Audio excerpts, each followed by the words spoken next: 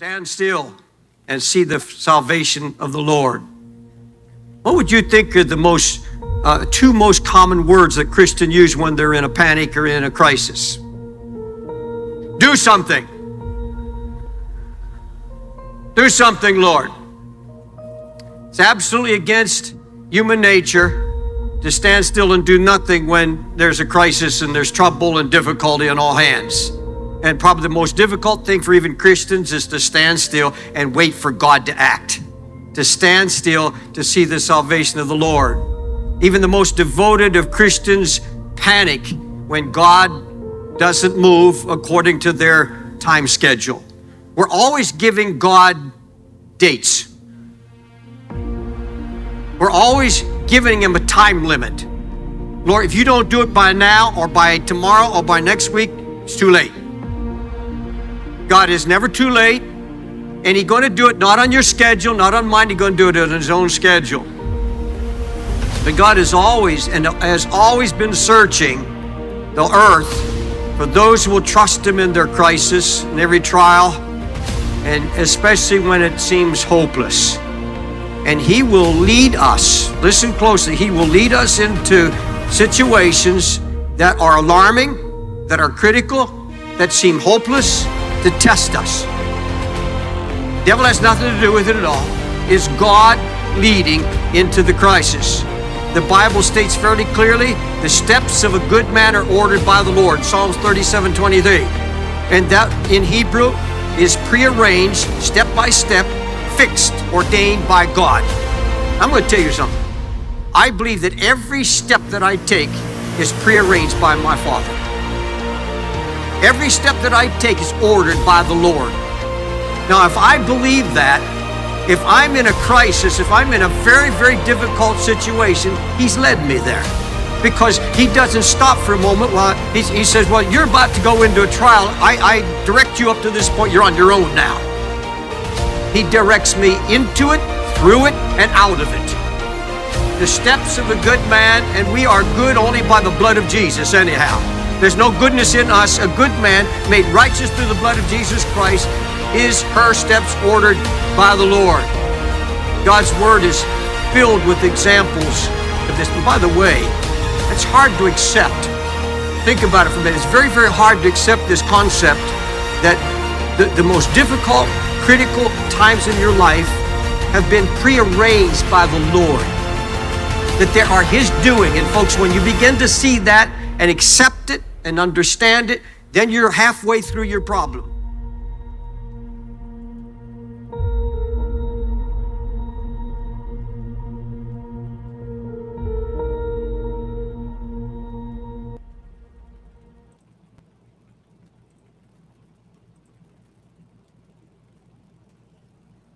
Good evening. Rich here, Theories of Creation, ProverbsGuys Ministry. Panel is open. DC should be coming in here soon. There he is, going to talk about geology. So I was listening to that introduction a little bit, and just a small testimony. I want to get into details, but I was having kind of a rough evening, a rough day, dealing with a bunch of other stuff, and I couldn't really figure out why. It started over something dumb, but it just escalated. And then listening to what Stephen wrote in that introduction, something dawned on me. I'm kind of out of place with what I'm doing. I'm not doing what I'm supposed to be doing. God called me into ministry, and I've been taking a step back for personal reasons. And after I realized that, and I started putting things together, getting prepared for this evening's discussion on geology, it's like all of that stress went away. I believe if you're out of place or what God wants you to do, then you're going to feel that tribulation, that strife, and that stress and that tribulation. But when you get into what God has planned for you, all that stuff goes away if you just remain focused on him. Just something that crossed my heart over the last 10 minutes or so. But yeah, we're going to cover where we left off with the hydroplate theory and some discussions on the Grand Canyon, different theories about geology and rivers and canyons around the world. Uh, Dan will not be joining us tonight. We're using his studio, but DC is definitely here. How you doing, DC? How's things out there in Hawaii? I'm good, but just as I joined here, like a massive storm just hit. So the rain's going horizontal, and I don't know if you can hear it. So hopefully it passes quick. It usually does here, but it was blue skies, blue ocean, and then in the last minute, it just went downhill. I am on Starlink, so hopefully the connection. If not, I'll rejoin in a minute or two when it clears. Yeah, But I'm doing good. You can hear a little bit of interference, but it's not too bad overall. Okay, yeah, that's just the rain pounding the house pretty hard. But that's the thing I do love about this place is it's sunshine and rain. It's usually sunshine then rain, sunshine then rain. So it's never dry. Things grow 24/7. I love it because I like things that are green and growing, and we need water for that. But it is kind of crazy how fast storms can come and go here. I was just reminded of I was living in Nashville, Tennessee about 10 years ago, and I had a second job just valeting cars, right? And we'd pick up your Mercedes or whatever, drive it to a parking lot, and then, sprint back or just jog or run back. Well, on one of the trips coming back, a storm cell moved in. I don't know if it was on the edge of like a tornado or something, but I've never been hit with a wall of water that quick. It only lasted 30 seconds or something like that. But the back side of me was completely soaked. My shirt and the front of my pants were still dry. It was the weirdest thing I've ever experienced. I don't know if you guys get to storms like coming that quickly out there in Hawaii. But. Well, what's weird is when I first moved here in 2019, I would hear this loud sound coming from the east, and I was like, what in the world is that? And it took me a couple times to realize that it was the torrential rain just being bombarded from the ocean onto the land. So the trees and all the leaves were just being hit by, the rain here is not like I've seen any. This is the wettest place on earth. So clearly, when it rains, it wants to rain. And, it can be a couple inches an hour or greater, which is a lot of water. But it took me by surprise because you could hear the rain coming. And then eventually was like, okay, if I hear that sound and I'm outside mowing the lawn or something, I figure I got about 2 to 3 minutes to get into a house before that wall of, rain comes and hits down. But yeah, it'd be something similar. But I've never seen water come down at the rate it does here anywhere else I've ever been. And one of these days I'm going to go out there and visit Hawaii. I've been to 49 or 50 states, and Hawaii is the last one I have to visit yet. Oh, wow. I haven't counted how many states I've been in, but I'm probably 35 to 40 that I've been to. Most of the ones I haven't been to is in the Northeast. I have been to Delaware, Pennsylvania. I don't like Pennsylvania.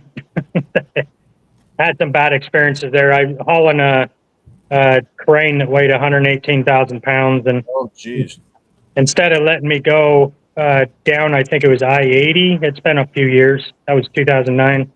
Instead of being able to go on, at the bottom across from Delaware straight across the bottom, the state made me go up north on I-95, take a tiny little windy road to go up to I-90, and then over and then back down because they didn't want me on the bottom highway. But they sent me on a road that was not designed for my truck. I was 100 and... Hey, didn't look like I lost you. Oh, are you still there? Yeah, I'm back now. Okay. Yeah, the little road that it took me up was not designed. I'm 125 feet long. Gross vehicle weight. I'm 11 axles, and I weighed like, what was it? 192,000 pounds. And this is my own truck. There was nowhere for me to pull over, so I had to keep driving, and then I got pulled over. And then I had cops get in a fight because they didn't know what to do with me because I nowhere for me to go. anyways, long story short, it cost me about $14,000 to drive through the state of Pennsylvania, No, and geez. Man. I got a citation for a violation on my oversized permit. But at the same time, the cops had no solution, and so the only solution they had was give me the ticket for oversized violation on the route they put me on, and then the only way for me to continue on is to violate the oversized permit. And so they promised me that they wouldn't pull me over again.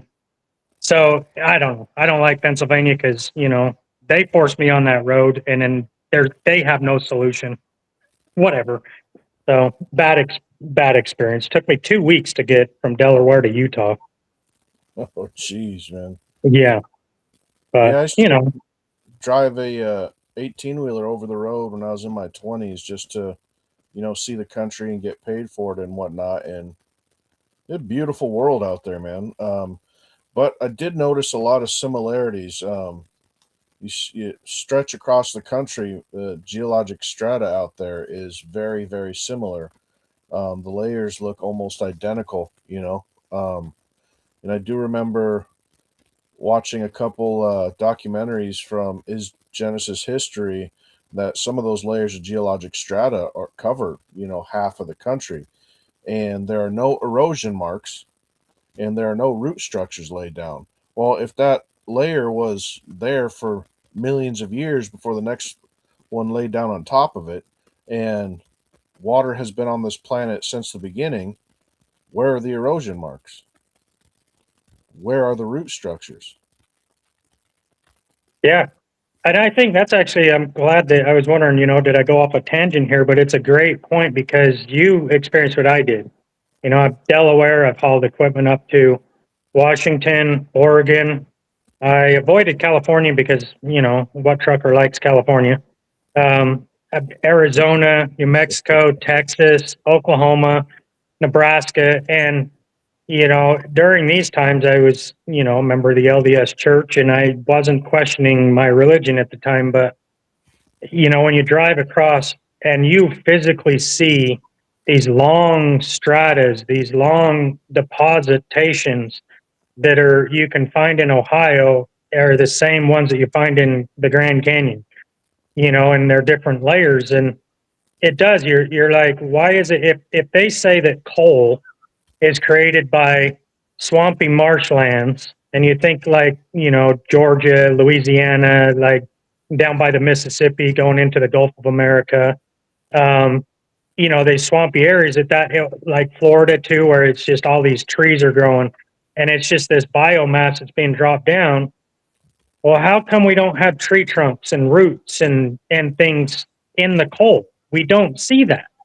And that's what it starts to raise your question is like, even in Utah, I've got some, I forgot I had them on my camera, but I got, you know, a $9,000 camera that last year I took a whole bunch of pictures, and I have pictures in high detail, 48 megapixel, you know, on this $9,000 camera that you can just zoom in on the coal layers, and you've got tiny little coal layers, and some of them are only like 4 inches thick.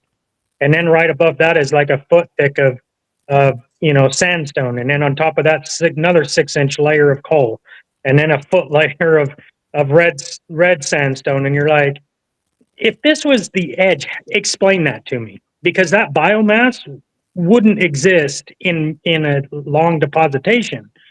It would go away. But again, when you look at these, even the bigger ones that they're, you know, 2-3 feet thick, right on the side of the highway, you know, there's no root systems in them, none. But if it was what they claim it was, a marshland, my question is where's the evidence of the trees that had to have been there to produce the marshland? There's no evidence of it. You don't find root systems or these things in the coal, which is, you know. But yeah, driving across the country, you get to see all these things, and you just, as a trucker, sometimes you just don't really have much to do but look outside the window and then contemplate what you're looking at. And there's thousands of places all over the country that just, you know, I wonder, how did that happen? There's one picture I've been trying to find since I brought it up. Somewhere along Interstate 81, maybe I-71 or I-26, somewhere out there, there was a section where they carved out uh, a side of a mountain and put the interstate down, and some of the most beautiful um, bended layers of strata, are just exposed on both sides of the highway. And they put a little rest area there, and I've been trying to find it, but all that bent strata um, doesn't have any fracture lines to it. I've been trying to find it. Um, but also, you talk about coal. A good friend of mine, it might be too late. I don't know if he'd want to come in. I probably need to ask him about it. But he was a coal miner for most of his career. And he shared some stories where he's taken off some chunks of shale and there's just a gorgeous fossil just laid out, right there. Maybe we can do a third part on this and we can get him involved in it to share some of the things that he's seen. He's an amazing man of God too. Yeah, it's you. There is, coal miners will find stuff in the coal that artifacts from humans found in coal. There's all sorts of things that are in those layers that just does not align with the geological stuff that we're told.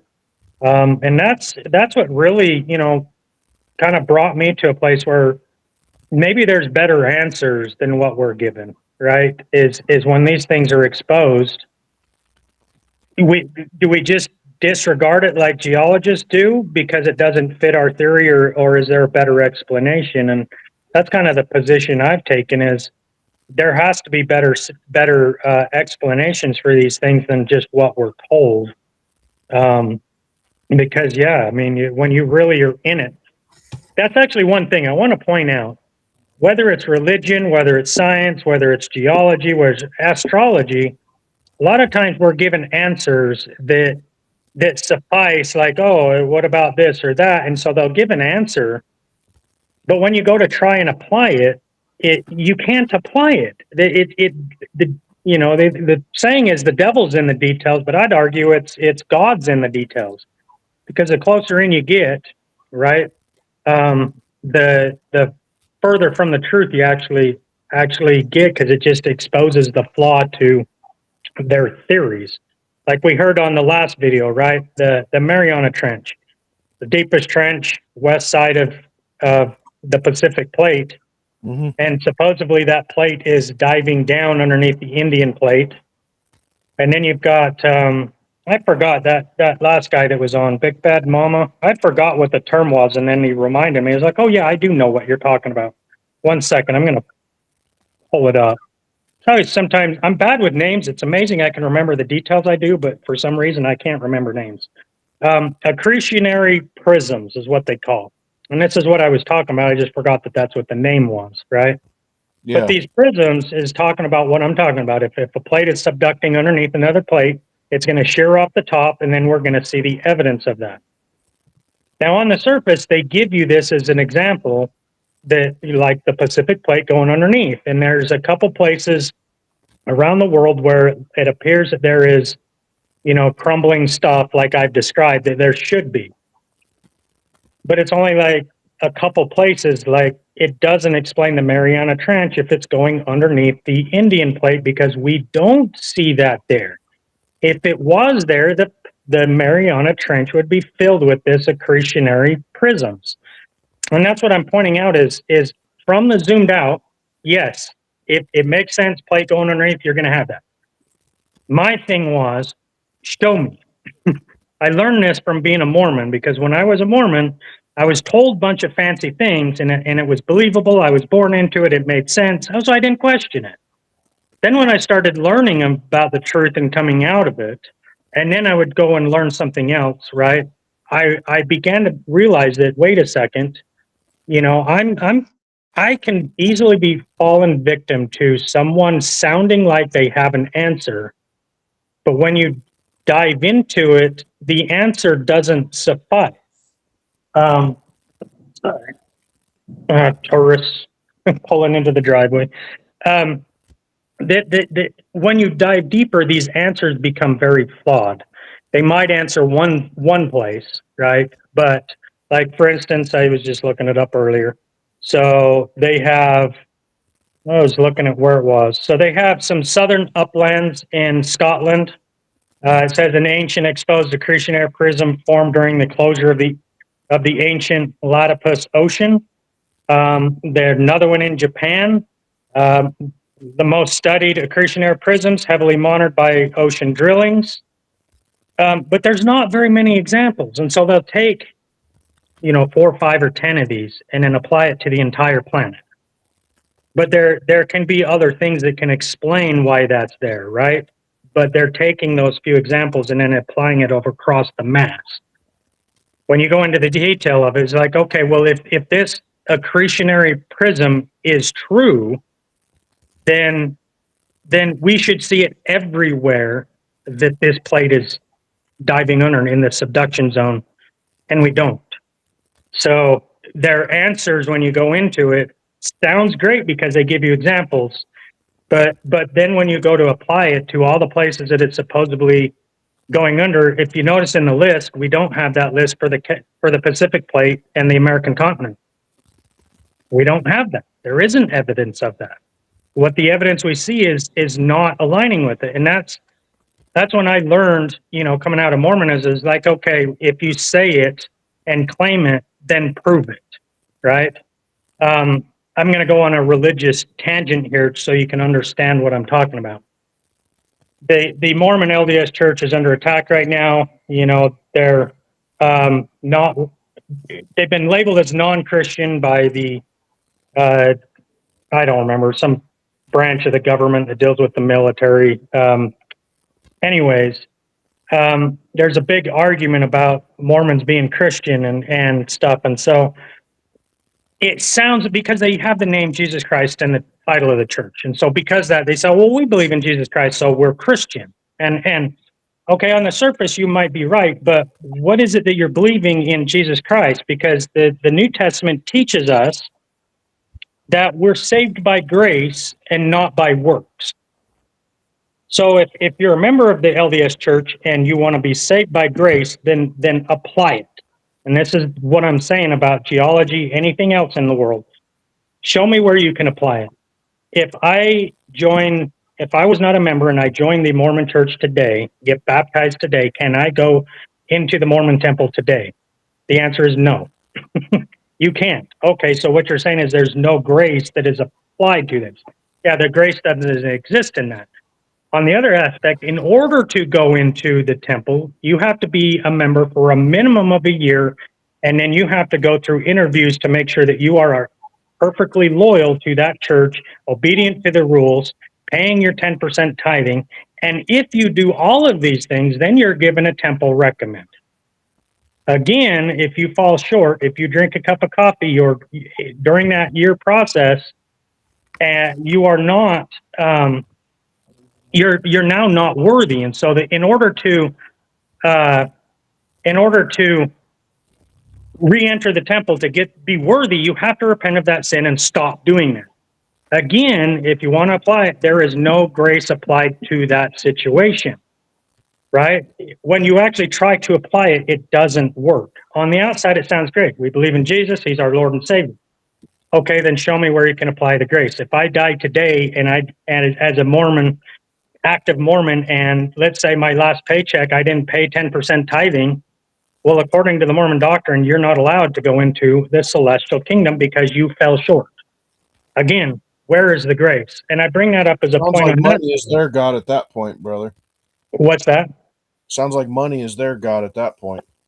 Yeah, I mean, you have to earn your way in, and if you want to convert all these things like tithing, paying your 10% tithing, and are you active in your, because they have church records, right? If you attend, they have your attendance records, I think that's what the Mormon Church kind of gets wrong is if you can earn your way in by paying your tithes and doing works and all that, then what was the point of Jesus Christ coming down in the first place? Why did God need to nail Christ to the cross if we can, gain our salvation back by not sinning or by tithing enough church? God doesn't use money. Money is a man-made tool. Why do we need to give it to the church in order to gain our salvation. I Yeah, immediately think of the Pharisees or Jesus going out and flipping tables, and what the Pharisees were doing, taking from people, right. And so if you do want to take that to help you understand, right, it's all works based. If you want to say, okay, paying your tithing is worth $10,000 if you do it on time, right? Let's say you need $100,000 to enter the celestial kingdom, and paying your tithing on time, the 10% loyal gives you $10,000, and let's say being active and attending church every Sunday gives you another $7,000, right? And you apply that kind of thing to all of it. Let's say you end up with only $95,000. Well, according to the Mormon doctrine, you're short. You don't make it. That's the whole thing, is you have to earn it to get there. And so my argument is it sounds great on the surface, where the Church of Jesus Christ of Latter-day Saints, we believe Jesus Christ my Savior. That's what I'm trying to point out here, is apply the grace. There is no grace in Mormon doctrine. You say it, but you can't claim it because there's nowhere to apply it. And that's my point with the geology and anything else that we discuss, is some of these theories sound great on the surface. Mormons believe in Jesus Christ. Great. That sounds great. Plate tectonics is true because we can see that there's movement of the plates. Okay, you see movements of the plates, but it doesn't prove that plates are diving underneath another plate. And then they say, oh, like the accretionary, right? You can't find that. And I want to ask a question. If you take a stop sign, it's an octagon, right? And that plate is going west and diving underneath, say just picture a stop sign as the Pacific plate, and the stop sign is diving underneath the Indian plate. The whole stop sign should be going over, or there should be something in the middle splitting it. The problem is you can't have it going in all directions at the same time. So when you have a bunch of different angles and plates are moving, and they're moving in opposite directions, but yet there's nothing in the middle splitting the plate or making those lines, then it doesn't solve it. There's holes in that theory, right? And the only place in the Pacific Ocean, I forget what it's called, but it's kind of, if you were to look at the center of the Pacific Ocean, it would be like east of Hawaii, maybe 1,000 miles, I'm guessing, maybe a little bit further south, there's just a little tiny bent line. And that's the only place that scientists can claim, hey, that's where the plate is splitting. But again, that would be one direction, and it doesn't actually work when you apply it. And so, your buddy just showed up in the comments. Yeah, and Big Bad Mama, it's weird calling you a Big Bad Mama when you're a dude, but just have to put that out there. But I do appreciate your presence and the things you have to say. My point is your theories that you believe in plate tectonics works on the surface, but show me. That's where I've gotten over the years, is show me. I want proof. You can claim it, but if you can't prove it, then all it is just a fantasy that is unprovable. Bending and folding of rocks, yes, you can do that at miles below the surface with temperatures at or above 300 degrees Celsius. But again, it's like, in order for that folded rock to come to the surface, then there has to be an enormous amount of erosion, which is how you explain stuff. But the problem is if I take what you say, and then I look at a situation and your method doesn't work, then we have to reevaluate what the method is. And for me, does hydroplate theory explain absolutely everything? No. It might have a few holes here and there. So it doesn't matter what theory it is, there's going to be, issues that maybe we have to adjust or something. The problem I got with plate tectonics is the evidence just isn't there. If you have folded rock, or if you have crushed gravels in a few places around the world where the plates are at a plate boundary, that does not make it proof or factual that crushed material creating from those prisms, that doesn't prove that it's plate tectonics. And even like when you do a survey, right, where you can do ground penetrating radar and you see hot spots and cool spots. And then you'll be like, okay, well, that proves that that's a subduction plate. No, that's an idea. You can't prove it. It's an idea, but there's other things that can also explain a cooler and a hot. And they like to use red and blue, for instance, to make the blue look cold and then around it being hot magma. But when we're talking about it, it's only a few degrees. But there's a big, bright, round thing in the sky out there that gives us all the light that we have. And we know that there's different temperatures, even on the surface, to being just under the surface. Does that mean that there's subducting plates underneath the sun? No, it just means that there's difference in temperature and something could be causing a difference in temperature. And these subduction zones that are supposed subduction zones where they have things that are going down and this is a little bit cooler by a few degrees than the outside. Yeah, that's an anomaly. We don't know if it's a machine error. I think it's probably pretty accurate, but again, it comes to the interpretation of it. Nobody's drilled into those. We don't know what those were. You can't say, well, this subduction plate was actually under, Missouri 30 million years ago. It's just a hypothesis. It's a theory, but it comes back to the interpretation of the data that we see. And if you apply it to all places on Earth, right? Okay. If we're going to see this data with the subduction zones, then we're going to see all these things 100% under every subduction zone, but we don't.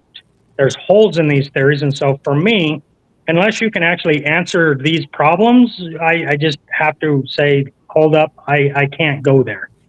And that's what I say is I had to learn through my process of coming out of Mormonism that if you're going to preach and say something, prove it to me, show it to me. I want the proof. I want the evidence, because for me, I got angry at God years ago after coming out of Mormonism for a few years, because I felt like no matter which direction I went, I got lied to. I got so sick and tired of hearing a lie that sounds believable. And this is even coming out of the Mormon church in the Christian community is like, it seems like every direction I turn, there's a lie that I have to overcome.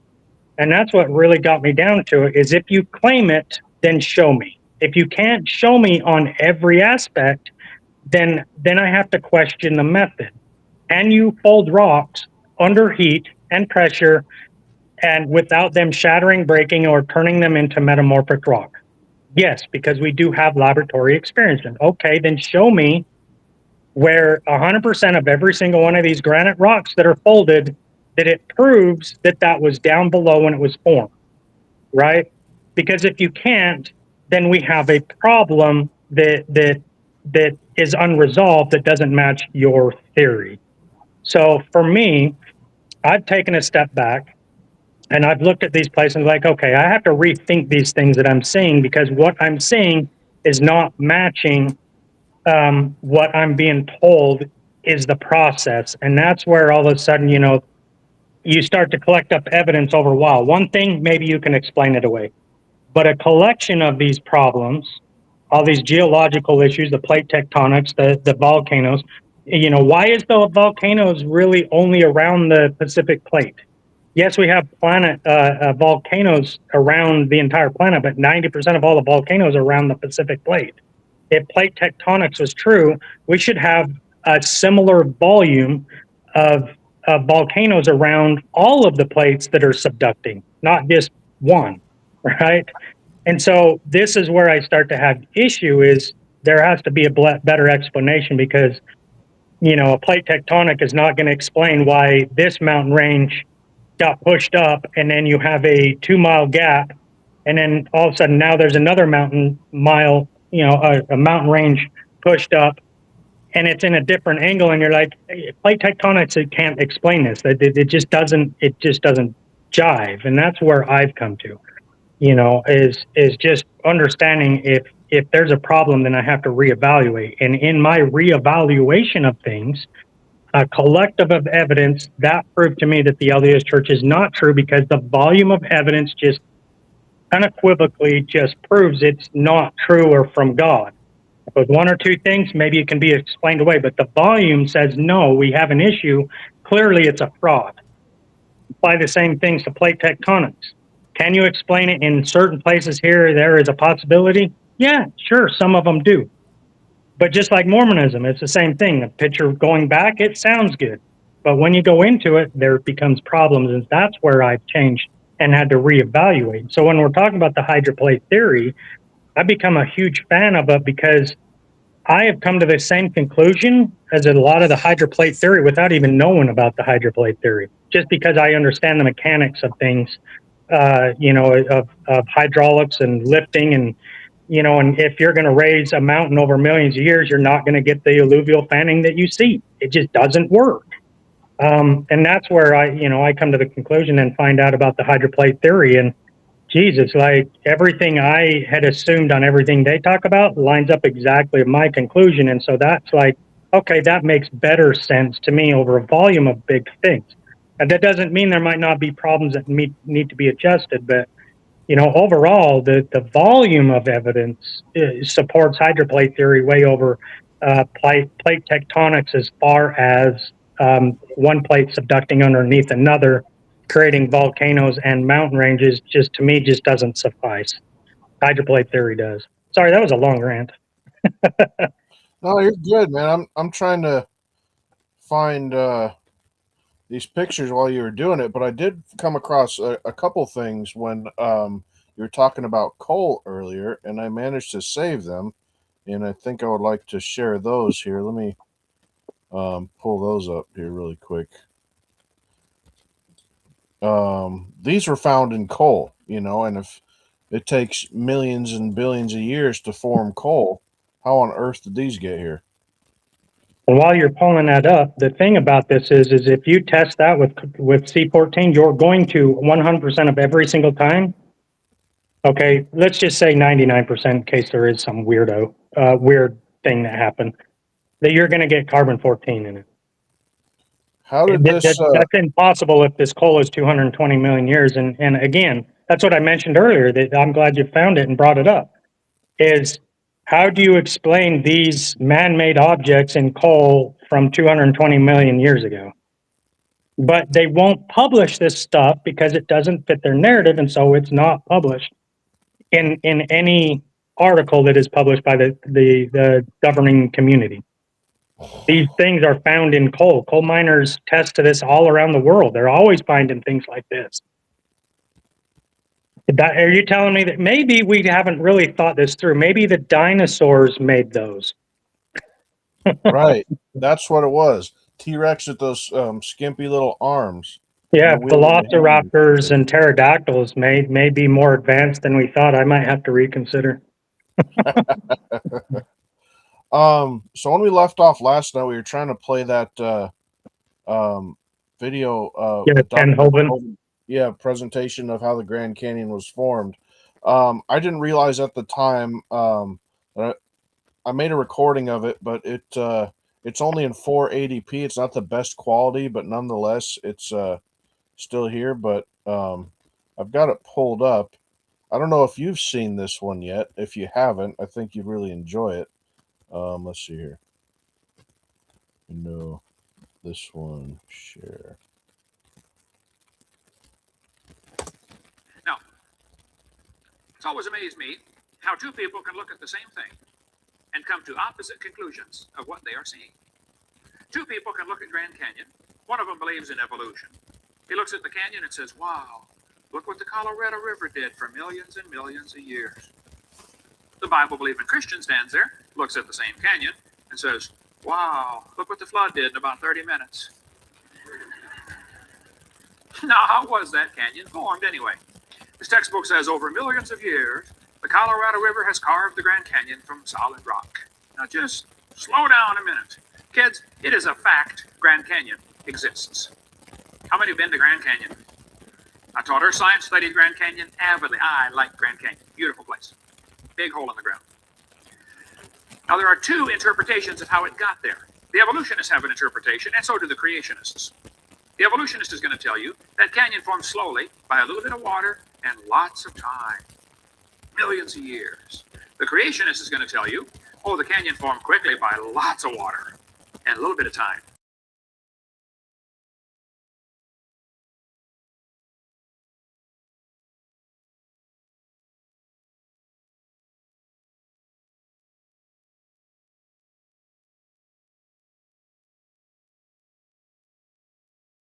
It went muted. There's no sound. Through layer upon layer of rock over millions. There we go. Better. Yeah, let me back it up. I I tried. had a debate one time, and this atheist said, "Hope you're so Hold on. dumb. Don't you know it took millions of years to make Grand Canyon?" The evolutionist is going to tell you that evolutionists have an interpretation, and so do the creationists. The evolutionist is going to tell you that canyon formed slowly by a I went mute at the same spot again. canyon formed quickly. It's back. I'm trying to mute my own myself, but I'm muting it instead. The Okay. guys who believe in evolution are continually trying to erase the line between their interpretation and the fact column, and they want you to somehow think that what they interpret as evidence is now part of the fact. You got to really watch them on this. They're pretty slick. This textbook author does it just blatantly. He says, the Colorado River has cut through layer upon layer of rock over millions of years. Now just hold on a minute. I was in a debate one time, and this atheist said, "Hovind, you're so dumb. Don't you know it took millions of years to make Grand Canyon?" I said, "Well, sir, I taught earth science for years. I really enjoy studying Grand Canyon." I said, "Did you know if you built a dam across Grand Canyon, that would take a lot of dirt, by the way, but if you did, a huge lake would fill in behind it. Did you know some of the water from Montana drains through the Grand Canyon? It's a huge drainage area." I said, "Sir, did you know that in between these two red lines is what we call the snow line? There's a ridge right there. The Grand Canyon enters at the far right over here.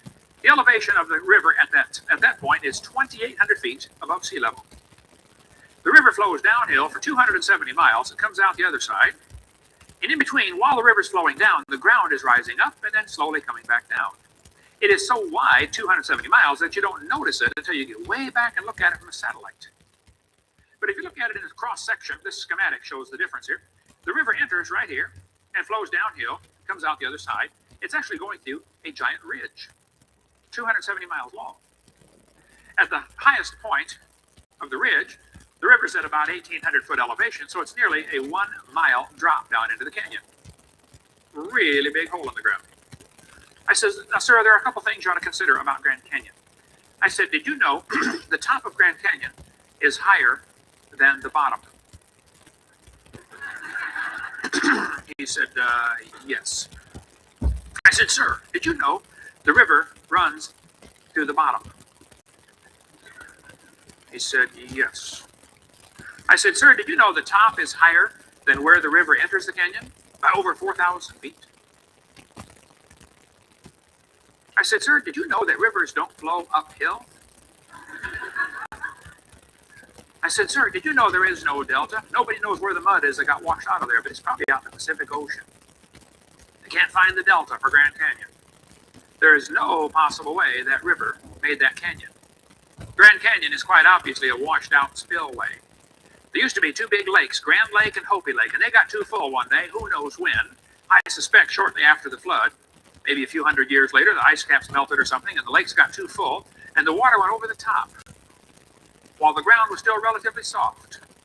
Then the first few hundred years, washed out that canyon in a hurry. There are still beaches where the lakes used to be. They call them Grand Lake and Hopi Lake. The I've lake is seen all them. gone, but you can still see the beach line The beach line? where the lake used to be. Yep. It's a washed out spillway, folks. The water got too deep, went over the top, and washed out that whole region in a real big hurry. So when they tell you it took millions of years, they're lying to you. It did not. It's not geophysically possible. If you look at the way most rivers come together, almost all rivers join at what are called acute angles, less than 90 degrees. You can look at any map of the world, nearly all rivers come together and keep going the same general direction. Well, if you look at Grand Canyon, the rivers on the lower left side join at acute angles, normal river pattern. If you look at the right side, the rivers go backwards and run into the channel and turn around and come back the other way. This is evidence of a big lake that is draining. Any farmer that's ever built a dam to hold water to feed his cows or something, to water his cows, will tell you, once the water goes over the top of the dam, it can wash it out in a hurry. And it doesn't wash away the whole dam, it washes one slot, wherever the water finds the weakest point.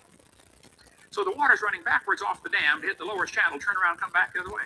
Grand Canyon was not formed by the Colorado River, folks. Grand Canyon was formed by a flood.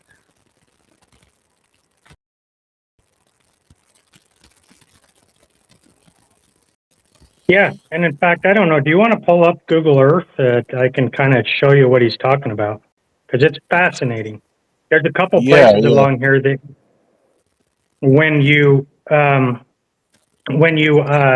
I said, when you zoom into the details start to disagree with millions of years evolution or of erosion, and in the mountain, the Kaibab Plateau lifting up. The evidence just doesn't support it. So just let me know. I can either give you a location and type it in, or I can guide you there, whichever you want to do best. It's loading right now.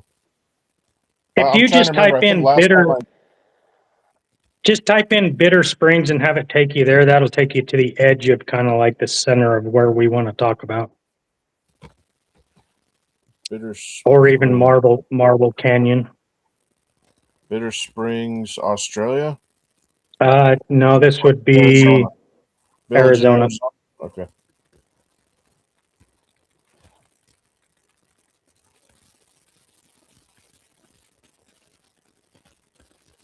And this is one of those roads I drove on with a semi that goes along the edge of this. Trying to remember what highway that is. There's some really deep cuts going from the top of the plateau down into the bottom where we're going to discuss. There's a highway there that I've driven on so many times, which is pretty cool. Yeah, there you go. So that red is at the right edge of the canyon. So zoom out. There you go. See that canyon? Now what he was talking about, and no, I haven't seen that video before, but what he was talking about is, see that whole fan area? It looks like at the top it's narrow and then it widens with the canyon in the middle of it. That's the Colorado River that the Hopi Lake and the Grand Lake drained out of, that carved all that out. Now, right. Okay. Yeah. Here's the Grand Canyon. Here's where. Yeah, and it goes down, dips down or below the green, and then it comes up to where your red dot is in the middle. Well, to the left, right? But if you notice, look at what the tributaries going into the Colorado, which direction they're facing. What that does, and it's a feature that doesn't matter where you're at on Earth, it's always going to be consistent. Whatever the ground. So, are you on Google Earth? I can't see what you're on. If you click Earth. Do you want maps? Just where you have your red dot, just click it to the left, anywhere to the left that's in that lighter gray, or brown. My brain doesn't work. Yeah, just anywhere on top, not in the canyon. Here? But yeah, and it should give you an elevation, like probably 40 something hundred feet, I'm guessing. Does it show a elevation where you're at? I don't know how to use this program. No, not exactly. We can figure it out. Okay, I'm using my map, and I'm going to try to see where you did it. So 4,096 feet. Oh, so okay, here we go. Of course, it has it in meters. Let me switch this over to empirical. Yeah, we're not. Just right around 5,000 feet. Okay.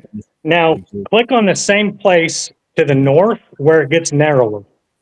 And remember this, you said you're at 5,000 feet. Yeah, go up there. Now click on the side, not in the canyon. Click on that elevation. Right, we're at 3,900 feet. It's 1,000 foot less. So 1,100 feet.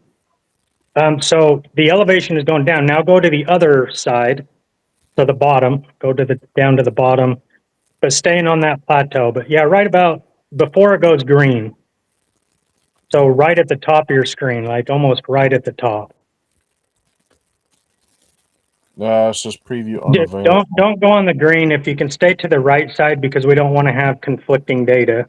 So yeah, just right in there. Click right there where your mouse was.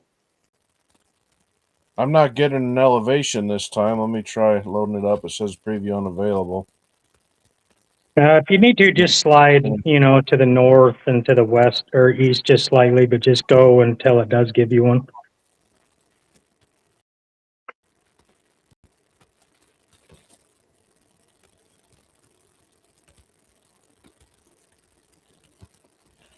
Okay, that's 513. Yeah, if you can get one on that plateau right there. It'll work. 6,000 feet right there. So we go from there, 6,000 feet, to the middle where you started is 5,000, and then to the top of it is 3,900 feet. So that entire plateau, the water sheds to the north, not to the south through the Colorado. And that is why if you look at the tributaries in that, they're angled in the direction that the water flows. So you're either generally about 30% to 90 degrees, but see how they're all pointing like to the north, draining into it? Yeah. That's because the water before the Grand Canyon, that's where the water was shedding off of, which would be, in my argument, that would be a case against the argument of geologists saying that the Kaibab Plateau, and the Kaibab Plateau is the green on the left of your screen.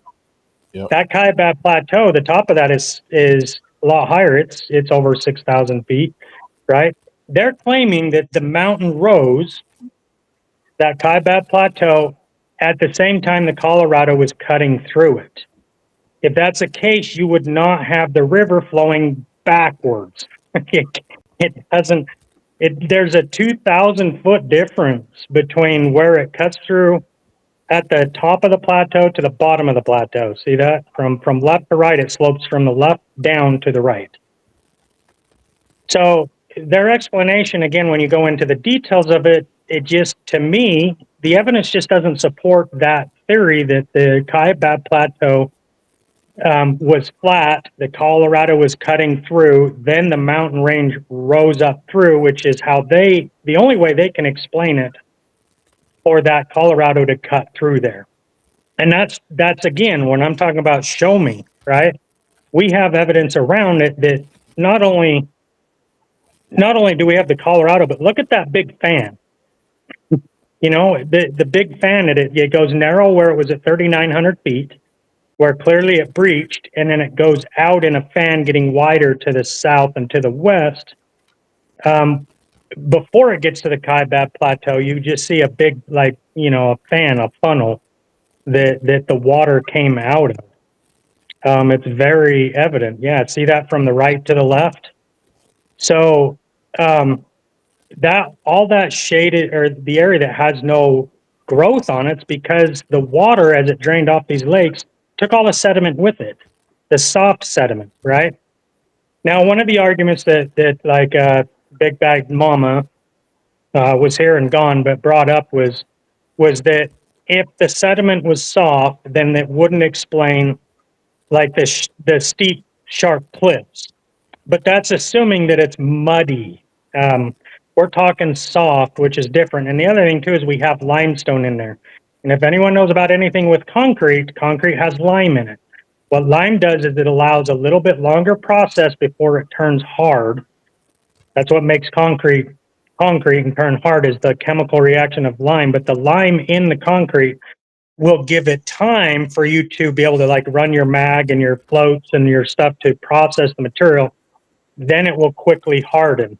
So when you have limestones in there, at some point, someone could, you know, I'm not going to do it because I could care less, but you can go in there and calculate, okay, this volume, if it had lime in it, it would take X amount of years for it to go from soft, wet, muddy deposit to a still soft, firm, but not solidified rock. There's going to be a stage from going from complete water mud to complete hardness of a rock.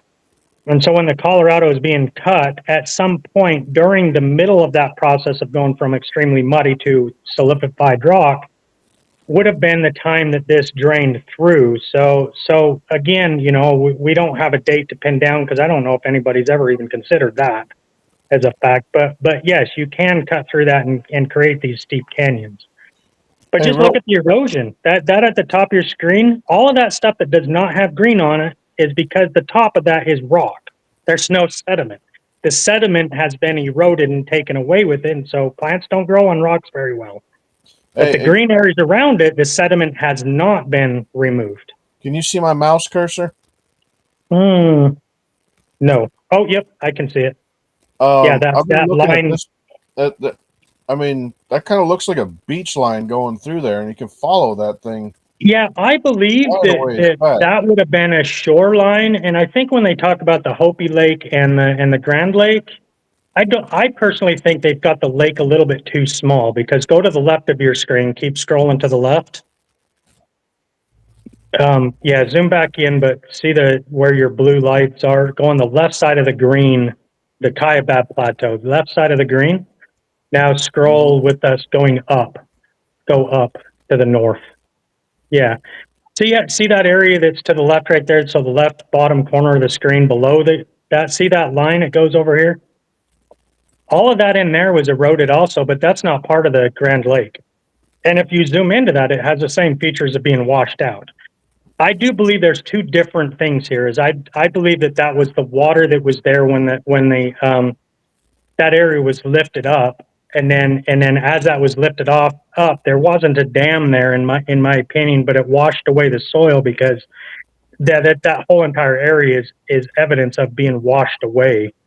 But I don't think it formed a lake. I think there was water, at the top, left over from the flood, and then when it lifted up, that drained off.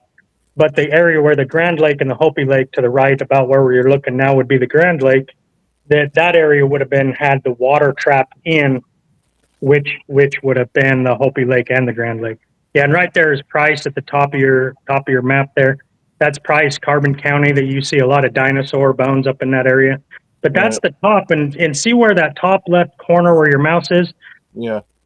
So halfway between there and to the upper left, if you zoom back out, you'll see Utah Lake. There's a place called Summit, Utah, in the middle of that green. And so everything from your mouse would have drained to the right and gone down to the Grand Canyon.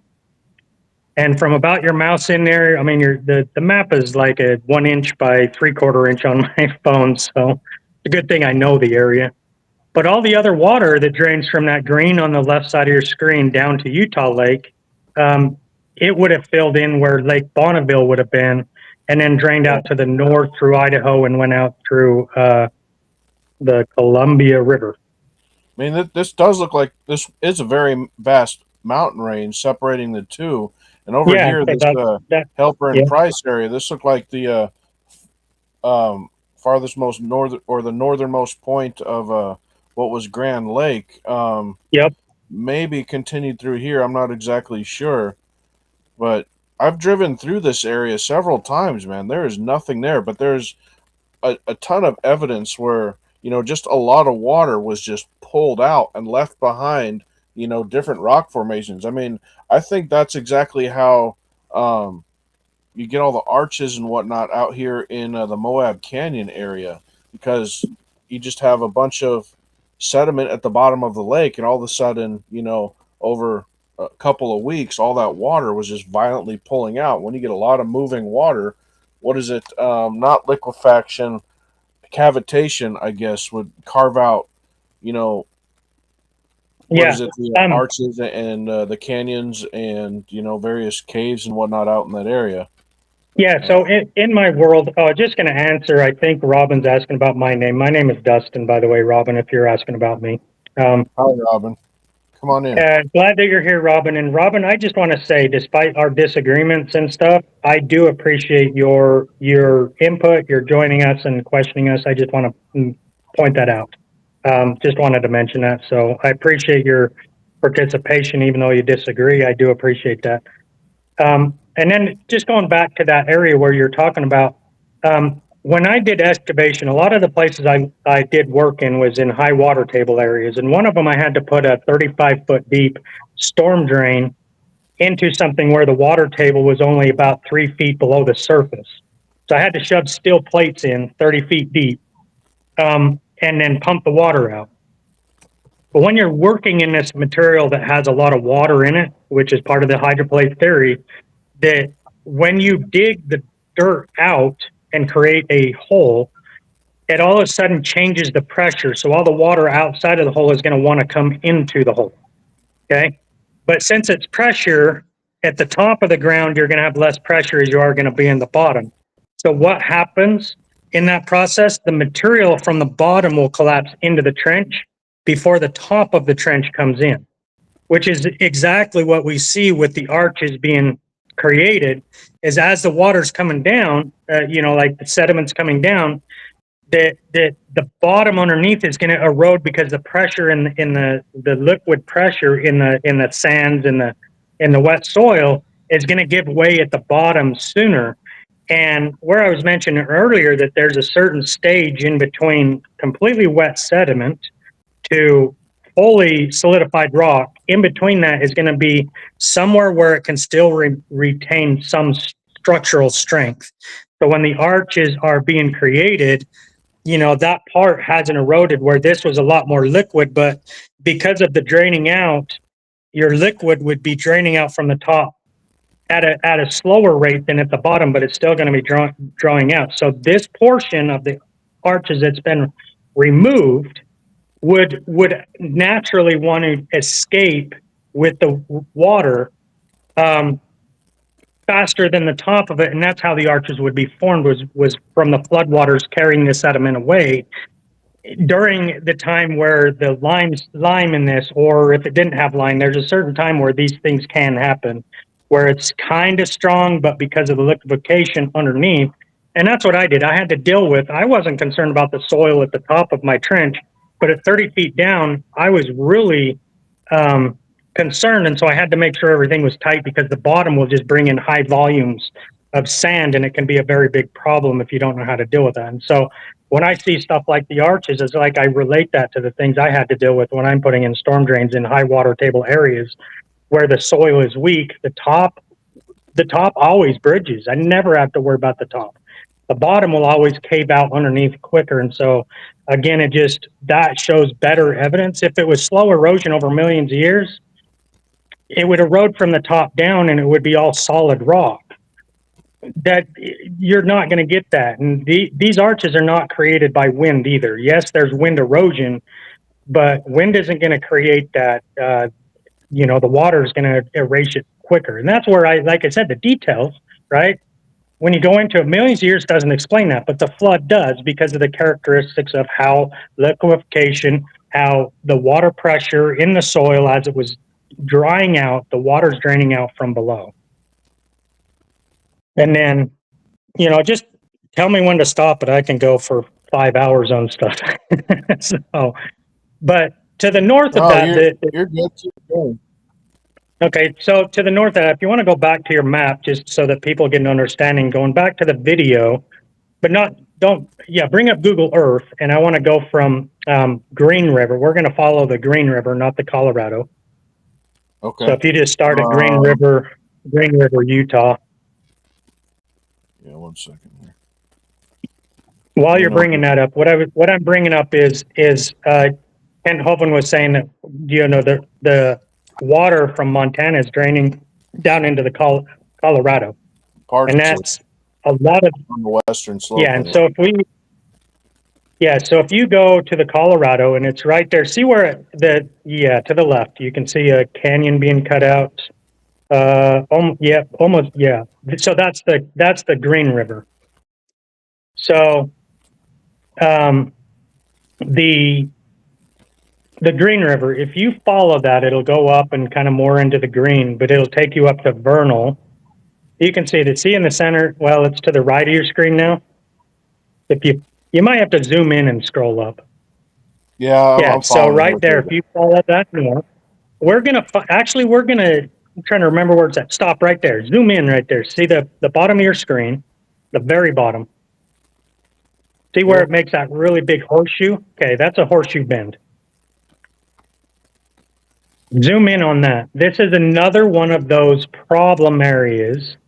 Make sure this is the right one. So it would be, I think, so hard to see on this phone. It's, so that right loop that's under that right box now, it's the top right corner. That horseshoe bend. See how that river, actually, that's a great view. So, see how the Colorado River again is cutting through a mountain. It's another one of these situations. This is your Green This River. is the Green River. If I said Colorado, I'm sorry. This is the Green River that feeds into the Colorado down at Moab.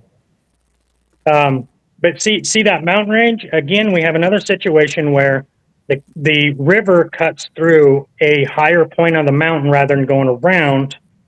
And the geological accepted theory on this is that the ground above all of this area was higher, and that the river So the existed 2,000 foot before, and canal. so it all eroded away.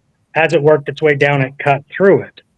Yeah, you're down to so, but that sharp bend, I don't know if you can go into a 3D view. Well, I kind of am. Yeah, so I want to focus on, I mean, all of this is showing that, but like the very tight bend up there, yeah, if you kind of go in from that a little bit more, but see, the problem with these areas is they're being cut through these large mountain areas, and their only way to explain this, and it's fine if you want to believe that, is that that area had to have all of that material above the high point of those mountains, and the river would need to be on top of that, cutting through before it got down to the mountain, so all of the material around it just disappears. That's their answer for all of these situations, is that the ground was higher, and so as the ground eroded, the river cut through the mountain as it got further and further and further down. Again, this is a river cutting through, supposedly at about the same rate as all of the sediment around it had to have gone with it at about the same rate. This is what I'm talking about. If you want to accept that and you believe it, great. For me, it doesn't work. It does not work, because if you go to the north side, which I think we're facing east or west, I mean, slightly to the south, maybe to like a 280 degree, I think we're on. But to the right where that white box is, that's a lot lower ground. If the river is going to go anywhere, it's going to take the ground. I was checking right? it. So why is it, yeah, and so when you know, like even where the river on the right, where it goes straight up and down, to the left would be a better place for the river to go if it was going to go anywhere. It's going to cut through places that are lower, not higher. This is what I'm talking about. Is your theory works as so long as you don't zoom in. The other part of it is you have to make up things, like there was a bunch of material mile above that, and that the river existed before, and as it all eroded, that's their only way they can justify it. But to me, I don't like that. If it works for you, great. For me, it doesn't. And then anyways, if you keep going up and following this, it goes up into the other thing too is see the features there. If you go back to where you were, go backwards. See how the areas that doesn't have green is the rock layers exposed. And me, every time I see those, all I see is a mass amount of sediment that had been washed away from the flood. It just explains it so much better. And I think I got to remember, because the river splits, but I think the one that's just off your screen to the left is the one that goes up to Wyoming, Rock Springs, which would be, what is that place? There's a dam up there, and I know the name. For some reason, I can't remember. Anyways, as the water works through Wyoming, it's draining through all of these mountain ranges going south, which is really weird, because again, you can't claim that only that tiny area had erosion. You have to claim it over the entire Rocky Mountain region, the entire thing, because if you zoom into any place in these places where the rivers cut through mountains, their only explanation is that the water has to be, or the ground has to be above the mountains when the river formed, and then as all the sediment and everything eroded around it over millions of years, that's how it cut through the mountains, and it just doesn't work for me. Here's some more evidence that supports the creationist theory. So they say it took the Grand Canyon about 70 million years to form, right? Well, the oldest river on the planet, or one that's at least as old as the Colorado River that they say, is the Nile River. Why isn't there a Grand Canyon in Africa? If it takes that long for water to erode a canyon away, why isn't there one on the Nile River? Why isn't there one on the Mississippi River, which is just about as old? I think actually some article said that the Mississippi River is 10 million years older than the Colorado River. Why isn't there a Grand Canyon there? I've been to over the Mississippi River many times. I mean, you're talking at most you see the sides maybe 100 feet above the water's edge. not a mile deep. Right. Speaking of that, because I want to take you back, can you go down to, it'd probably be easier just to go to Grand Canyon Village. And then I don't know if you can also pull up a picture. It really doesn't matter what river, just like maybe Google search a water erosion river and see if you can, because it's going to be rounded. When water erodes anything, it's going to be smooth. Okay, now I want you to click on, let's see, it just go, yeah, maybe straight north. I want you to go into the middle of that, and maybe you might have to switch over to maps. I don't know if Google Earth does it. But you can actually do street view in the middle of the Grand Canyon. I don't know if you know that. But I want you to go down into I just getting you in the area, so you're going to go to left, down into the Grand Canyon. And maybe this will work too, but it's not going to be as detailed. Can you go to the like maps, Google Maps? Yeah. Because Google Maps, they've taken river boats down in there, so you can get street view of the Colorado River. If you go into that area, while you're bringing up, what I'm talking about is when you have water erosion, then rocks are going to be rounded and smooth. That's just a feature of water erosion, especially over millions of years. You're going to have smooth, washed out features to show that the water has eroded. The problem is where I'm taking you to, there's 1,200 feet of basement rock that the Colorado supposedly cut through, and it's just sharp edges showing no water erosion, except for right at the very bottom, right like within the fluctuation of the Colorado River, it starts to get smooth at the last couple feet above the water, which is where the water has been. I'm there. Let me share the screen here.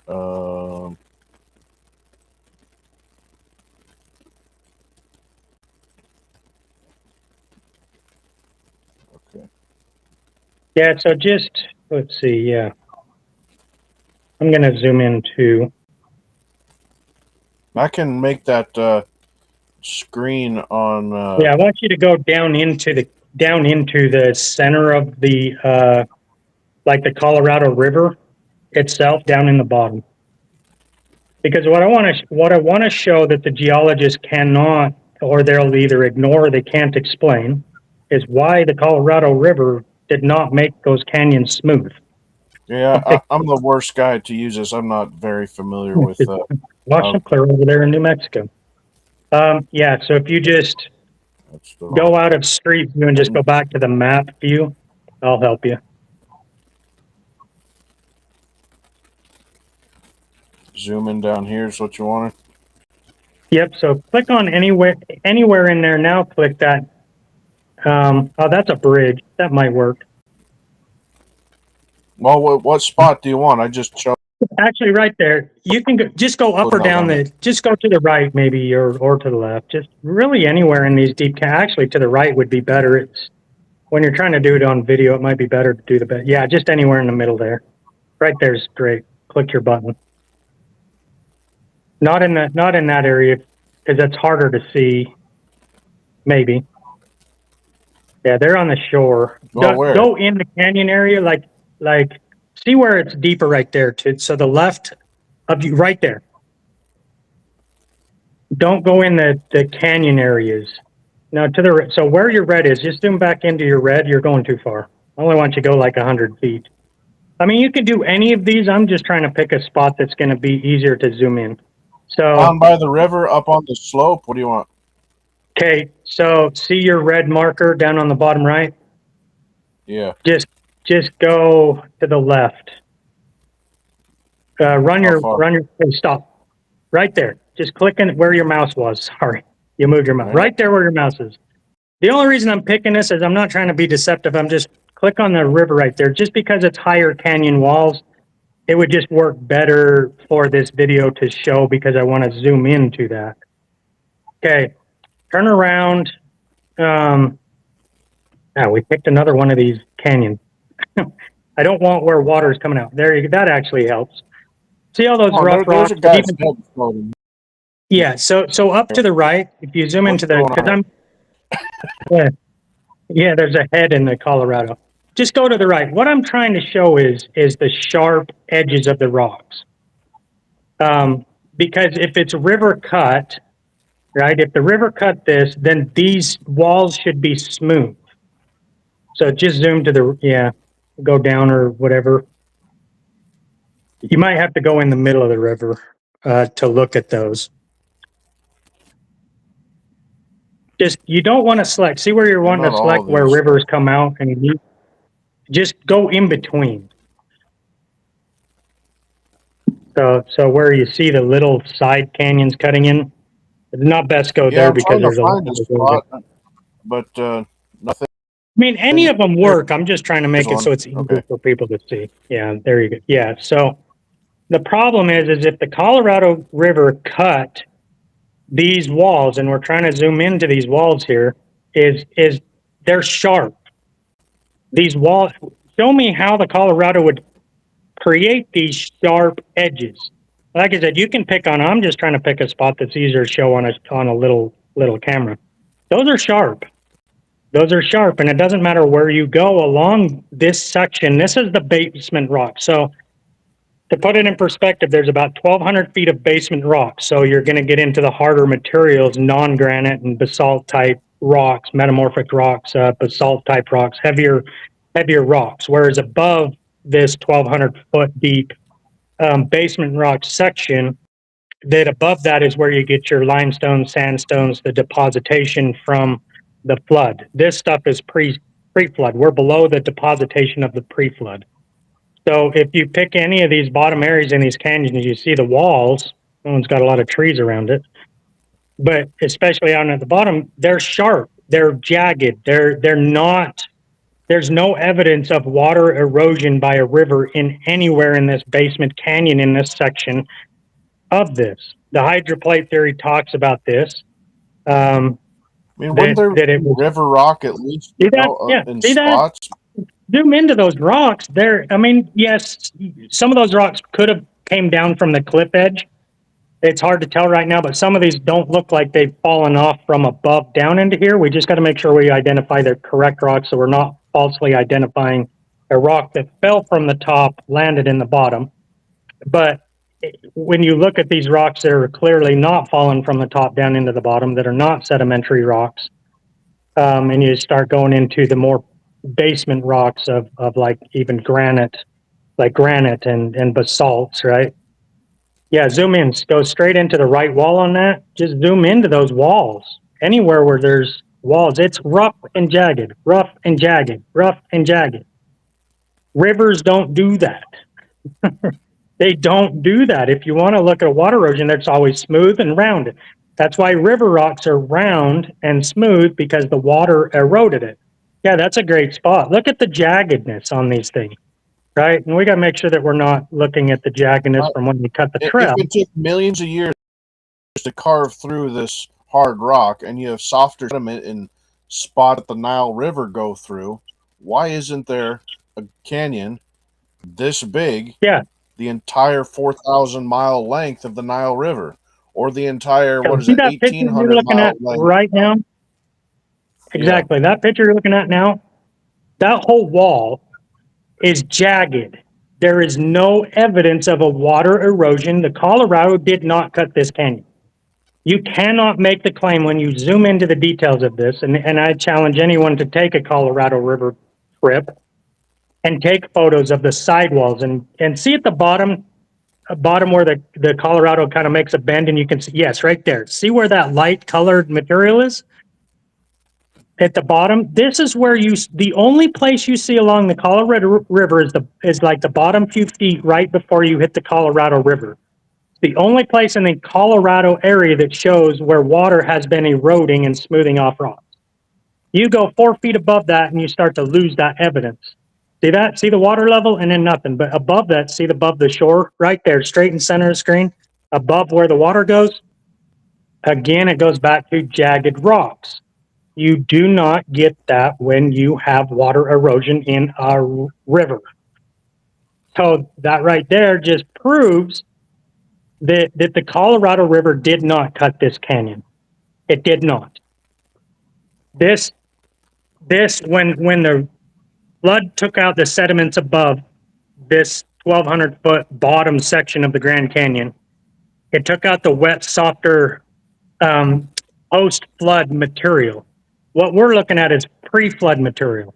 And this canyon got split open because of the weight being removed off of the surface. All that material above that got washed off, that created a weak spot. And whenever you have a weak spot where material is moved, this crust on the bottom is going to lift up. And what we're seeing is that lifted up, which caused a crack in the crust, in the hard basement rocks of the Grand Canyon. It opened up the rocks, which explains why it's jagged and not smooth. Then the river ended up going into the canyon. So the river, the Colorado, did not cut the basement, this 1,200-foot deep part of the basement. It didn't cut it. It fell, the water went into a crack as it opened up. Because of water, the evidence of this, and I'd challenge any geologist with a bit of honesty to them to prove to me that you can create rough, jagged walls with a river cutting through. The other thing is, while you're considering that, the Colorado River has been tested, and there is 75 feet on average of sand and rocks and gravel between the bottom of the water and the basement of the material. Oh, someone's coming here. 1 second.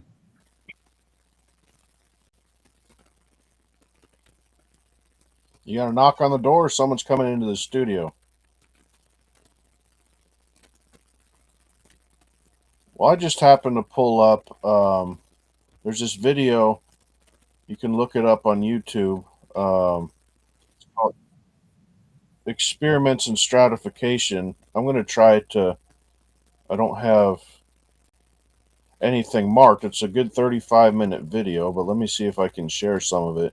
And it shows how experiments of sideways moving water will lay down layers of geologic strata. Let's see here. I need to go over here and share this tab. Let's see here.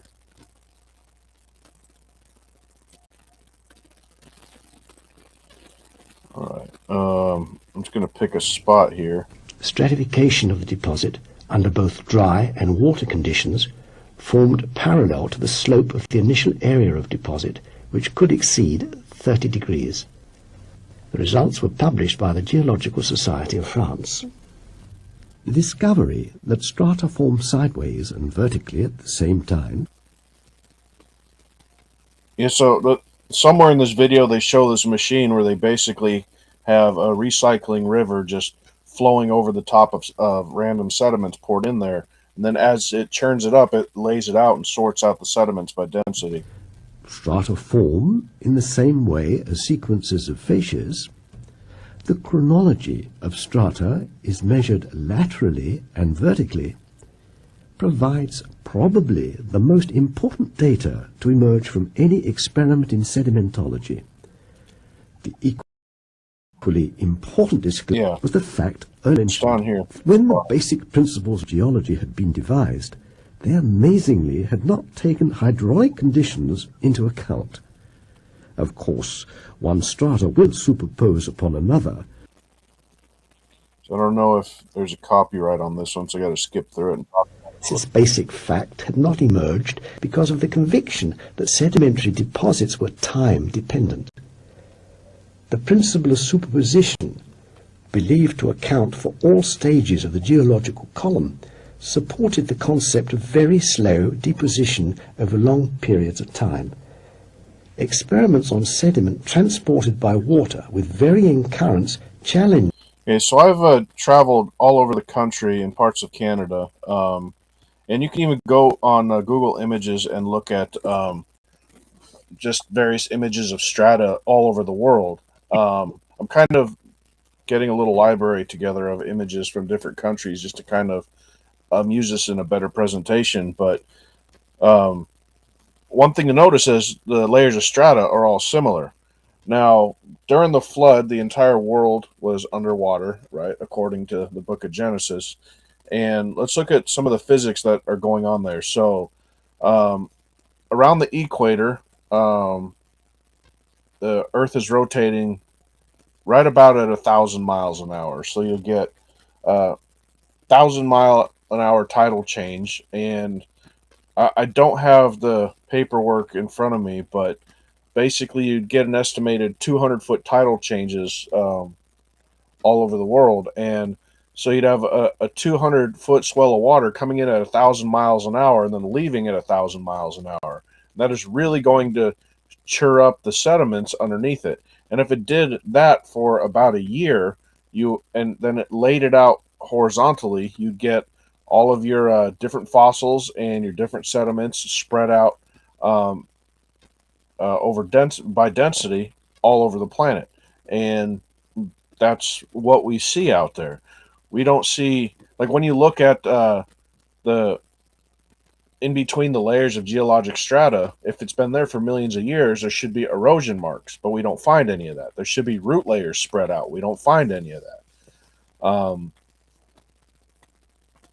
So yeah, that's kind of what you see. I wish I could pull up a video of Answers in Genesis and Is Genesis History. They have some really good stuff. Maybe I can at least show a picture of their links. You guys can go and watch it yourself because, I don't want to get a strike here on YouTube by playing it, but they have some really good detailed information that explain just that. I mean, you're talking several hours of evidence that show exactly what I'm talking about. Yeah, and just to put a point on that, it's really hard sometimes for us to present our case to people that don't understand our case, right? So if you don't understand hydroplate theory or the critical plate tectonics theories and these different theories that different creationists have aligned to, it's really hard because you're arguing from a point that we don't agree with, right? Like the example of, well, there's not enough water to cover Mount Everest. We don't need that much water because Mount Everest didn't exist pre-flood. So if you don't understand it, it's going to be hard to understand. So yeah, I would highly recommend people, if you're curious, dive into, right? Look into it. But, just kind of picking up where I left off of is, the side walls of the Grand Canyon that are not water eroded, that needs to be explained. And there is no good explanation that's given. There just isn't. You've got rough and rugged and sharp rock walls along the Colorado River up to 1,200 feet deep that just disprove that the Colorado could have cut that. It just doesn't. Not to mention that we're talking about a lot denser, more solid rock than the sedimentary above it. So if the Colorado is to go through the sediments, like the sedimentary rocks and the limestones and sandstone depositation, at the upper part of the Grand Canyon, then if it hits the basement rocks, they're a lot harder. Again, naturally, the river would grow wider, not cut down. It may cut down slightly, but it's more likely going to cause the Grand Canyon to go wider, not deeper, once it hits the more solid rock.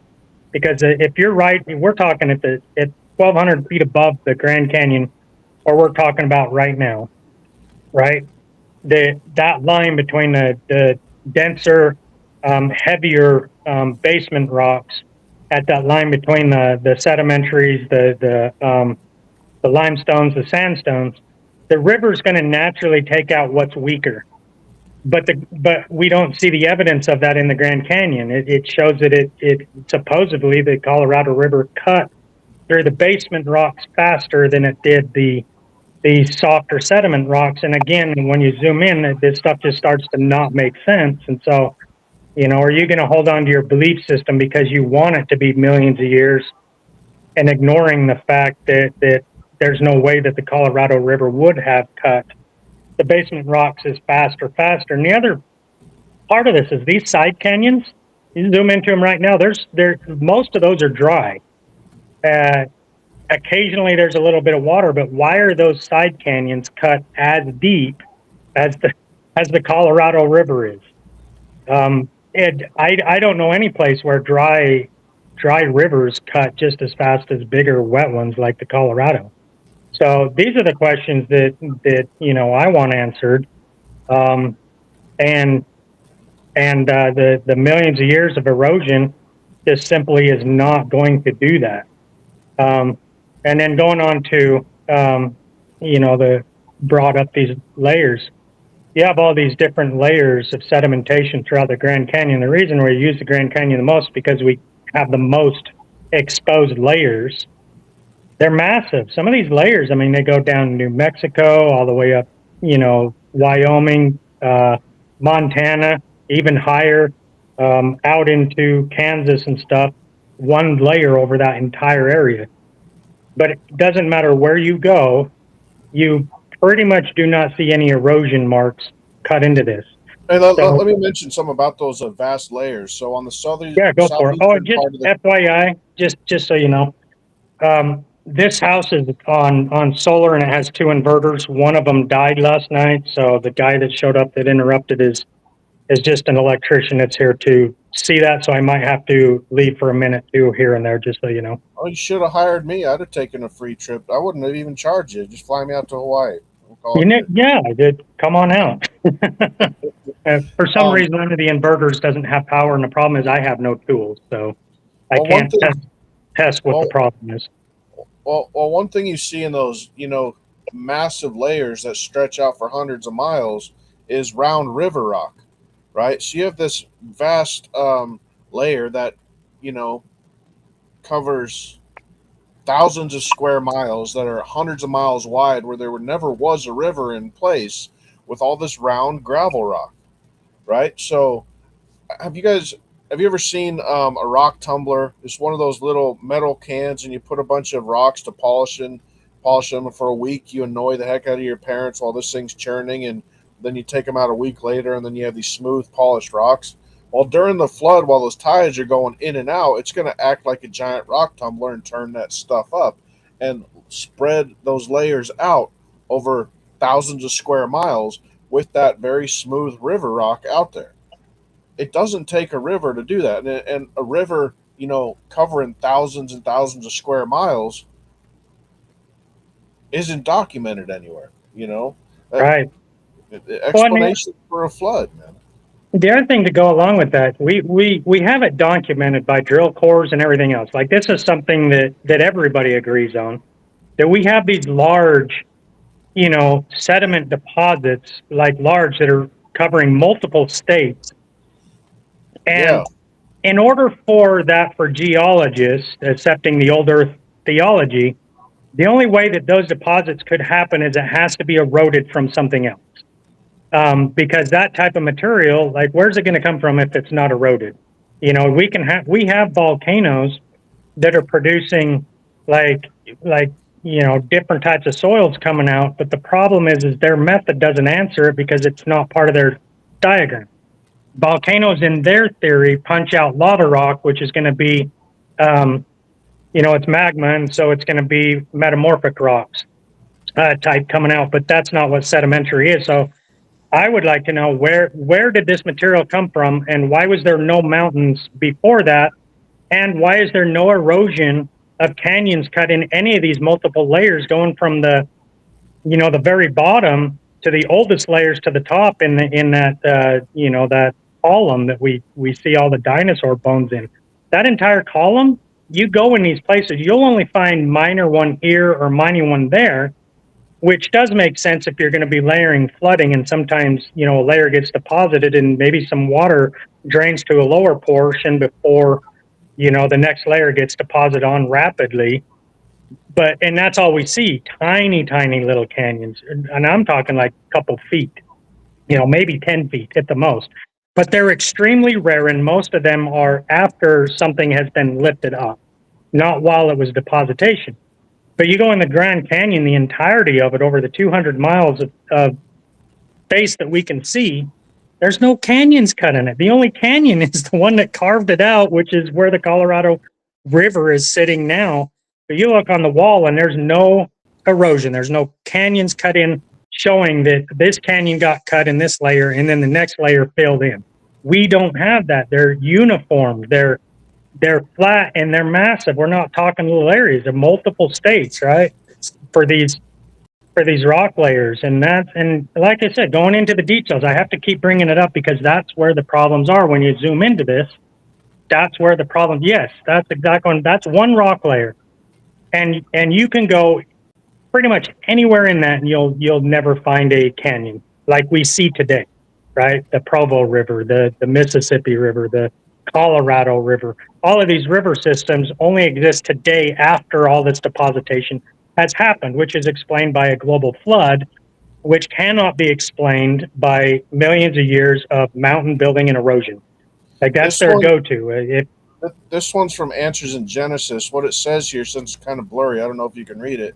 It says the sedimentary rock layers exposed in the walls of the Grand Canyon belong to 6 megasequences that can be traced across North America. At the base of these layers are huge boulders and sand layers that are evidence of sediments being laid down rapidly across the entire USA. That's a country-sized layer. Yeah. And the problem is guess what's not in any of those 6 layers you mentioned? There's no canyons that were formed before the next layer was formed. So there's no erosion between all of these layers over millions and millions of years. There's no evidence of biomaterial in between these layers. So if a layer is being built and then, the next layer starts, there's nothing growing in between there either. Yet we find bones in these.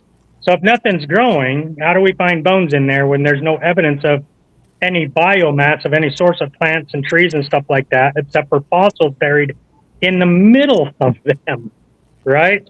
And on my Facebook, I posted a couple things where, like, I don't think I did this one yet, but there's limestone. I've mentioned it before. Limestone layer, one of these big mega sequences down southwest of Sydney, Australia. And in these limestone sequences that was deposited, you have limestone that's been radiometric dated to be 45 million years old. Embedded in the middle of it, so there's no evidence it could come out of, that it could have been put inside of. This limestone is wood that's been encapsulated inside of the limestone. When they carbon date these, they're carbon dating them to about 23 to 24,000 years old. Or no, it's 43,000 years old in this case. I was referencing a different one. 43,000 years old carbon dated in 45 million year old rock layers. But again, these don't have any evidence of erosion of canyons in them, but yet we're finding things embedded into these as if it was liquid when it was formed in its entirety, and then encased inside are fragments that got washed in as it was mud. The millions of years, they can't answer it. They can't. They try to make up stuff like, oh, it got washed in, or it got pushed in, or whatever, right? They don't have an answer, so they just say something stupid. Hey, do you think you wrap it up in about 5 or 10 minutes? Getting a little tired. Kind of want to go to sleep. Yeah, no problem. So, for me on my end, again, when I started this program tonight with what I was saying, things make sense if you stay zoomed out. The Mormon church, it sounds like it could be true if you're born into it. But when you zoom in and you start to see, like Joseph Smith, his 1832 vision account is radically different than his 1838 one. Well, if you've really seen God, then why is the two accounts different? The first account, Joseph Smith only seen the Lord, whereas 6 years later, he's seen both the Jesus and God, right? So this is one of those scenarios when something sounds good until you zoom in and you realize, wait a second, there's a problem that clearly doesn't fit. Geology is the same thing. We're seeing features like the Colorado River cannot cut the Grand Canyon. It can't do it because the evidence isn't there. When you're finding carbon dated material, 20 to 50,000 years old embedded in the middle of a limestone layer that's dated 45, 60, 80 million years, you really need to step back. Is like, am I going to really continue to believe this lie? Or is there a better answer for it? And I believe that, young earth creationists have better answers to suit these things. And that's where I just like to leave that. Oh, I got one more thing I was going to say, though. Out of Like, all my evidence to why I know that there's a creator and that the Bible is true and that God created everything, is this right here. Chocolate and candy and sugar. My goodness, these things are yummy. Only a creator could make something so yummy for us, right? well, I think Jesus was the Son of God because he came down into the world to change the law so we could eat bacon, man. You know, that's the only explanation Well, I got. my thing with Jesus and the law is, he is the law. So when he came down, the reason he could be perfect and be blameless is because, it's not that hard to be obedient to the law if you are the law. If the rules were that I could be me and that's the law, then I can obey the law perfectly, right? And that's the way Jesus is. Jesus is God, and it is God's laws that he is obedient to, which is his nature, and so he could easily be obedient to the law or advance the law, right, from the old covenant to the new covenant is better explanation and better application of the law. So yeah, if the law wants to create this beautiful chocolate candy, in fact, by the way, you don't know, there's a tree called cacao tree, and that is a tree that grows chocolate. They Yep. chocolate beans, and then you take the beans out. Well, I got one right here that's got 4 or 5 chocolate pods on it that I probably should grab because it's ripe. Yeah, I'll make my own chocolate. God made us a chocolate tree, and I'm thanking him for that. Let me wrap it up with these last couple thoughts here. So 2 Peter chapter 3, verse 3 and 5 says, knowing this first, that there shall come in the last days scoffers, walking after their own lust, and saying, where is the promise of his coming? For since the fathers fell asleep, all things continue as they were from the beginning of the creation. For this they are willingly ignorant of the word that the heavens are of old, and the earth that is standing in the water and out of the water. The Bible also says, the heaven and the earth will pass away, but my word lasts forever. This says that his words last beyond space-time. God is eternal, and all he wants is for us to dwell with him. That's why he sent Christ. That's why he became man, because there was no one worthy. There was no intercessor that was available. There was none good, no, not one. All have sinned and fallen short of the glory of God. So in order for us to be righteous in his eyes, because there was nothing at all that we could do, he needed to put the sacrifice on himself. So he became man in the form of Jesus Christ, who was the only person to walk without sin. And what did we do?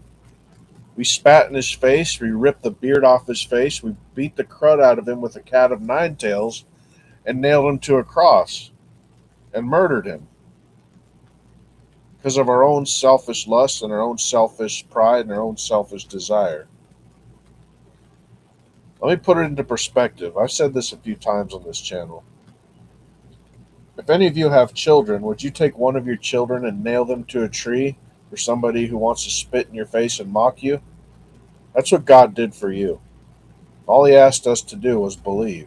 There's plenty of evidence out there that shows the Bible story is true, that the flood did happen. This is Pride Month, right? They do represent, they want to use God's symbol of the rainbow for their own pride. This isn't attacking them. I love those people. But they're taking the symbol that God said he's not going to destroy the world with water. He's not going to flood the world. There is evidence for that. The Grand Canyon is one of those geological points of interest, for lack of a better term, to show us that a flood is real and it's possible. Just take off the blinders and realize that the world and life cannot create itself, and that his majesty is within everything that we see. It can't physically happen by itself. And it is not about us, it is about him. That being said, thank you guys very much. Got any closing thoughts at all, DC? I just wanted to add one scripture, and I'm done. God tells us that He'll give people over to a lie if they don't want the truth, right? So when God created this world, He created ways for people to, if they don't have a heart for God and could care less for Him, He's given them over to a lie to believe in, and some of these lies, in my opinion, would be plate tectonics with subduction zones that create mountains. Evolution of millions of years. But what God also tells us in Proverbs 25:2 is that it is the glory of God to conceal a thing, but it is the honor of kings to search it out. God has shown in His Word that if you don't care for Him, you don't care for the truth, you just want to support your belief, whatever it is, outside of God, He'll give you over to that. There'll be enough evidence that you'll be convinced that whatever lie you're believing in is true. And that no matter what evidence is given, you're going to continue to believe that lie. And God says that He'll do that to you because you don't have a heart for righteousness. But in that Proverbs verb I said, it's the glory of God to conceal a thing, right? So the truth is often revealed in mystery in a place that might be hard to get to. But when you give yourself to God, what He does is He unlocks the things that are concealed and hidden, and He will, the honor of kings to search out a matter. This is the ProverbsGuys Ministry, and that is, I'm so glad you actually did this in honor of this channel, because this is Proverbs 25:2. Our job is to search it out, and if we're doing it with a heart for God and a heart for the truth, even if that means we have to let go of lies, that God will reveal the truth. The stuff I've expressed today came from God. I wanted the truth no matter where it took me. I was given the truth that proved that the Mormon church was not true. I left the church because of that. God revealed it to me because I had a heart to follow the truth, despite the fact that I lost a lot of family, friends, money, business because of it. And that's why God has given me the truth, and I escaped from it because I had a heart for the truth. And because of that, and my desire to seek the truth and go wherever it leads me, God unlocked these mysteries. And I feel like I have answers to problems that I've had for a long time simply because I gave myself over to the Holy Spirit. So if you're having a hard time believing any of this stuff, it's probably because you're not right with God. And if you're an atheist, you're probably not, you're going to stay that way. You have to be open to the truth and allow God to reveal it to you. Otherwise, He's just going to let you die in your lies. And just got to ask yourself, is the truth more important than just believing your lie? If these evidences don't convince you that there's something wrong with your belief, then what else could God do, and what else could we do? And I just want to end on that. Well, thanks, brother. Looking forward to doing another one.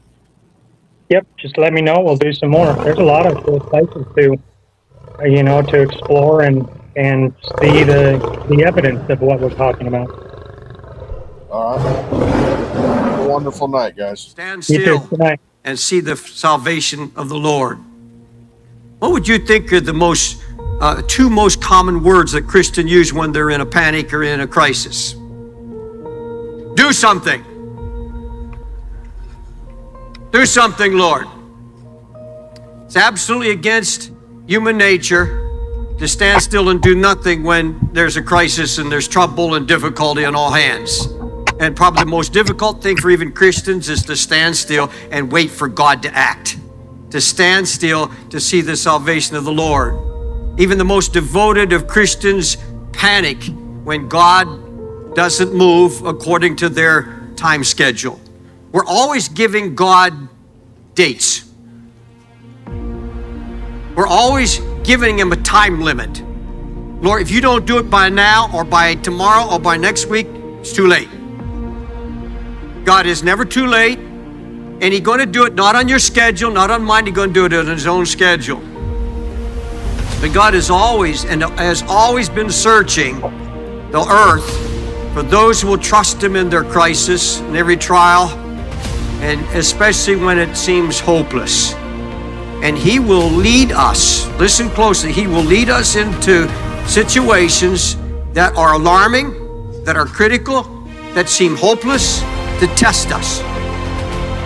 Devil has nothing to do with it at all. It's God leading into the crisis. The Bible states fairly clearly, the steps of a good man are ordered by the Lord. Psalms 37:23. And that in Hebrew is prearranged, step by step, fixed, ordained by God. I'm going to tell you something. I believe that every step that I take is prearranged by my Father. Every step that I take is ordered by the Lord.